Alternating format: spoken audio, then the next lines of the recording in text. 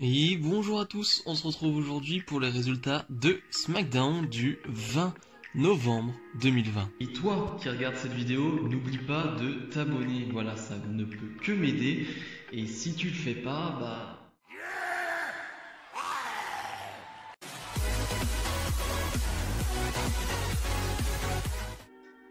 Et on débute avec les Street Profits, les Street Profits qui vont nous parler en backstage, c'est assez bizarre comme début de show, j'ai envie de dire.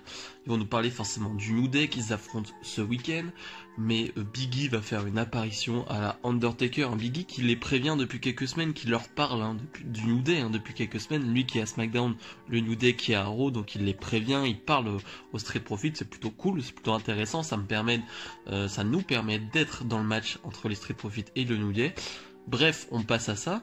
Et le New Day se retrouve sur le ring et va s'en suivre une promo, des segments, enfin un segment trop long, beaucoup trop long, qui n'a servi à rien du tout, vraiment à rien.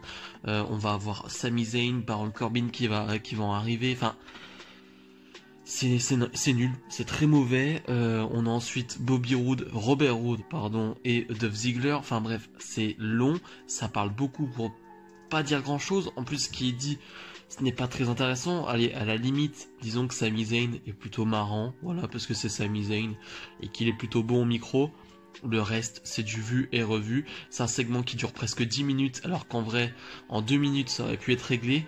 Tout ça pour que les Street Profits, les champions de SmackDown, arrivent à la fin, et pour qu'on ait un 4 contre 4, le New Day et les Street Profits, face à Robert Roode, Dolph Ziggler et Sami Zayn et Baron Corbin. C'est long tout ça pour en arriver à un match dont on se fout, franchement. Mettre les équipes qui vont se battre ce week-end ensemble, allez, pourquoi pas, ça donne un match qui est plutôt court, 10 minutes même pas, qui est cool, en vrai, ça passe, c'est pas incroyable, mais ça passe. Mais j'avoue que vu que le segment d'avant m'avait bien saoulé, m'avait vraiment mis à l'extérieur de direct du show, vraiment au bout de 10 minutes j'étais en mode, pourquoi je regarde SmackDown, vraiment. Et donc au final, bon, les Street Profits et le New Day vont gagner avec un superbe Frog Splash comme d'habitude de Montez Ford. Mais franchement, faire un segment aussi long pour débuter SmackDown, ça m'a bien saoulé. Natalia face à Tamina.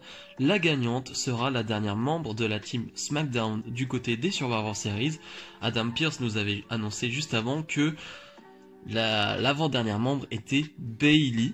Et donc on a ce match qui dure 2 minutes, il n'y a vraiment rien à dire sur ce match. Natalia va remporter ce match, et plutôt tant mieux, ce qui fait que la team SmackDown est vraiment très intéressante. Voilà, elles vont se réunir sur le ring, mais Ruby Riott, Liv Morgan, Bianca Belair, Bayley et Natalia, je trouve la team SmackDown très cohérente et très intéressante, avec de la jeunesse, de l'expérience, des têtes qu'on veut voir. Franchement, je la préfère largement à la Team Raw. Vraiment, j'adore cette team. Je trouve qu'il y a vraiment un truc à faire. Alors, on verra ce que ça donne dimanche. On verra comment ils vont booker ça. Mais en tout cas, la Team SmackDown m'intéresse énormément. Signature de contrat entre Roman Reigns et Drew McIntyre avant leur match de ce week-end. Une signature, allez, sympathique, j'ai envie de dire. J'irai pas plus loin parce que c'est un peu long, là aussi. Et il n'y a rien de marquant qui en ressort, il n'y a pas de punchline, il n'y a pas de phrase où tu te dis ouais, c'était du lourd, c'était marrant et c'était c'était fort. Non, dans le ton c'est plutôt sympa, t'as un Drew McIntyre qui est très sérieux, très premier degré, et un Roman Reigns qui va prendre un peu un Drew McIntyre à la légère, qui va lui dire qu'il n'est seulement que le deuxième champion de la compagnie, que c'est lui le visage de la WWE, et c'est ça qui est sympa aussi, c'est qu'on a le visage de la WWE sur la dernière année, Drew McIntyre, et le visage de la WWE sur les 3-4 dernières années, Roman Reigns. C'est le combat, c'est ce combat-là qui est intéressant. Après, comme je le dis, la promo, il n'y a pas grand-chose qui en ressort. Le ton, comme je le dis, est intéressant. C'est deux big men, voilà, qui sort les biceps entre guillemets. Mais sinon, voilà, c'est pas une signature de contrat méga intéressante. Murphy face à Seth Rollins dans le dernier chapitre de cette feud. On a eu le Seth Rollins Rey Mysterio dans le dernier chapitre de cette feud, et là on en termine réellement.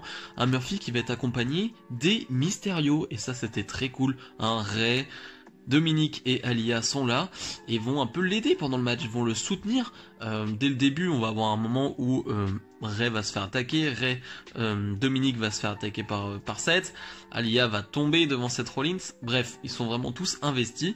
Et on a vraiment un excellent match, mais qui pouvait en douter, franchement, c'était sûr. Hein. On a 10 minutes de combat à peu près, excellent, vraiment excellent, ou un Rollins qui va plutôt dominer, mais un Murphy qui va jouer parfaitement le babyface, un Murphy qui va prendre même un Kurt Stomp et qui va réussir à se relever.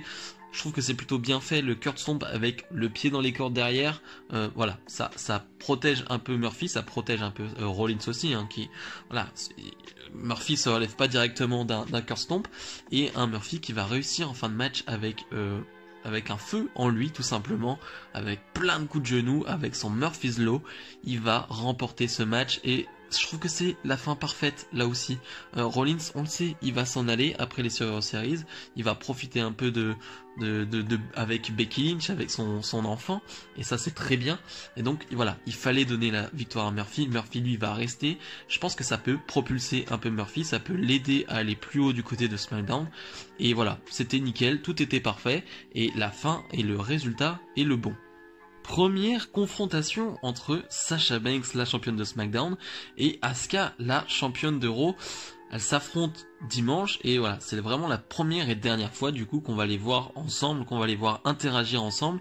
Là c'est plus léger que Roman Reigns ou McIntyre, voilà. Asuka qui va avoir le rôle comique entre guillemets, qui va plutôt faire des blagues, qui va plutôt répondre en souriant, et une Sasha Banks qui va être plutôt sérieuse, qui va rappeler que c'est elle la boss, Michael Cole qui est entre les deux, qui va rappeler un peu l'histoire qu'il y a eu cet été entre les deux, une Sasha Banks qui avait réussi à prendre le titre Asuka, mais finalement Asuka l'avait récupéré, et Asuka depuis est la championne de Raw, donc on nous dit peut-être que c'est voilà un peu le point faible de Sasha Banks, c'est Asuka. Sasha Banks non, elle n'est pas d'accord avec ça, c'est elle la boss et elle va gagner ce dimanche. Voilà, ça se termine forcément avec voilà, Asuka qui va nous dire que Sasha Banks n'est pas prête pour Asuka, mais voilà, c'était plus léger, c'était un peu marrant, voilà, ça a duré pas très longtemps et je trouve ça plutôt cool. Avec une Carmella qui va attaquer Sasha Banks en fin de segment. On continue cette feud, hein, ça sera la feud d'après Survivor Series, hein, Carmella contre Sasha Banks. Asuka n'a pas réagi. Asuka qui peut-être va jouer le rôle de heel dans ce match. C'est possible. Asuka, elle sait très bien le faire. Elle arrive très bien à le faire. Peut-être que ça sera elle sur ce match qui va le jouer. Mais voilà, c'était sympathique. Le main event, Jey Uso face au revenant Daniel Bryan. Daniel Bryan qu'on n'a plus vu depuis l'attaque de Jey Uso. Daniel Bryan qui arrive avec un petit dégradé. Ça fait bizarre de voir Daniel Bryan avec un dégradé. Première fois que je le vois avec cette coupe, hein, ça lui va très bien. Mais on a un bon match là aussi, vraiment un bon main event dans un style, je vais pas dire différent des autres, mais disons que c'est plus brutal, c'est plus agressif. Bryan dès le début, tu sens qu'il en a gros sur la patate, qui veut frapper fort. Bon, Bryan frappe toujours fort, vous allez me dire, ce qui est vrai, mais là tu sens que voilà dans son attitude, tu sens qu'il veut vraiment y aller, tu sens qu'il veut vraiment se venger, et un Jey Uso qui lui pareil, n'a pas changé d'attitude depuis un mois et demi, hein, quelque chose comme ça. Toujours agressif, toujours violent, toujours des gros kicks. Et un Jey Uso qui enchaîne les main events. Hein. Ça fait quand même 4-5 main events que Jey Uso fait du côté de SmackDown. C'est quand même pas rien. Ce n'est pas anodin pour moi. C'est quand même, ça veut dire quelque chose. C'est une grosse marque de confiance, je trouve. Et donc on a un bon match, voilà, d'une dizaine de minutes, qui va se finir avec un petit paquet de Daniel Bryan, un petit roll-up, Daniel Bryan qui gagne, il le sort souvent, ce petit paquet, ce petit roll-up, il le sort assez souvent pour gagner, ça affaiblit pas trop Jey Uso, Bryan qui revient avec une victoire, et forcément, voilà, ça se termine là-dessus, et forcément je me dis que le prochain challenger de Roman Reigns sera Daniel Bryan. Franchement, je pense que ce sera Daniel Bryan, c'est un babyface ultime, Daniel Bryan, il peut te donner un super match face à Roman Reigns, il peut te donner une super feud, je pense que ce sera ça. Alors peut-être en feud d'attente, hein, pour attendre Royal Rumble, pour attendre le plus tard, pour attendre Elimination Chamber et ensuite WrestleMania, parce que oui les gars, c'est dans pas si longtemps on va dire WrestleMania, mais ouais, je pense que Daniel Bryan sera challenger au titre de Roman Reigns dans très peu de temps. Bilan de ce SmackDown. pas grand chose à en dire, hein. C'était pas incroyable, c'était pas dingue, c'était pas trop mauvais non plus. C'est un show juste avant un pay-per-view, donc on s'y attend. On sait très bien ce qu'on va avoir. Beaucoup de récapitulatifs de feud, beaucoup de magnéto, voilà, ce genre de trucs. On a appris que le dernier membre de la Team SmackDown masculine, c'était Otis. Ok, hein, ça me donne forcément pas plus de hype pour ce match, hein, j'en ai pas beaucoup pour ce 5 contre 5 masculin, et rajouter Otis, c'est pas ça qui va me donner de la hype, mais voilà, on a eu un bon main event, voilà, on peut retenir ça, un segment sympa entre Reigns et Drew McIntyre, et c'est à peu près tout, j'ai envie de dire. Donc si vous avez aimé cette vidéo, comme d'habitude, n'hésitez pas à mettre le petit pouce bleu. Nous, on se retrouve dès lundi pour la review de ce gros pay-per-view qui est Survivor Series. Salut, salut.